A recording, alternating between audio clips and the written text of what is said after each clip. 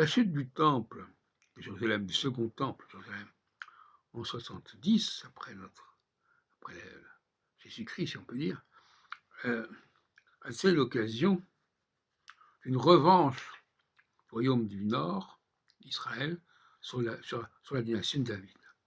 Parce que, quelque part, cet écroulement de Jérusalem, du temple, c'est aussi l'écroulement d'une certaine dynastie, et d'un pouvoir dynastique.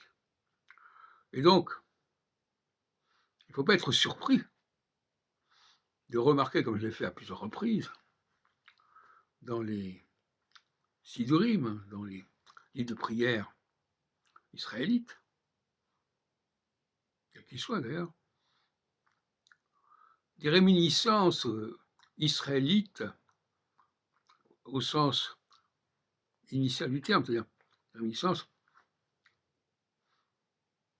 liées au royaume d'Israël qui s'est constitué contre le royaume de David, justement. Eh bien, c'est ça dont il s'agit.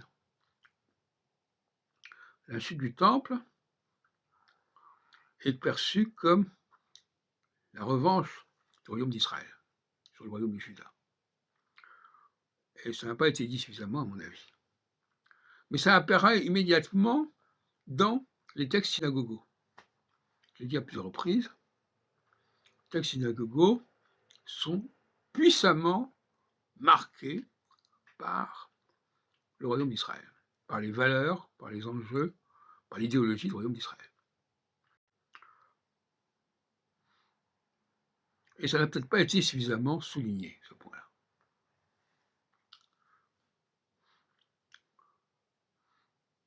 Donc, moi, ça me pose un problème, parce que ce royaume d'Israël, il s'est construit contre la dynastie adamique, en quelque sorte. Et oui, c'est pas rien. Il s'est construit contre le véritable judaïsme, et il a pris la place.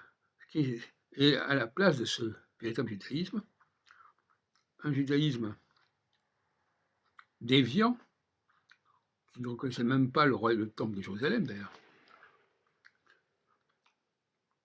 et qui était dans l'imitation des valeurs juives, tout comme l'anglais est dans l'imitation du français.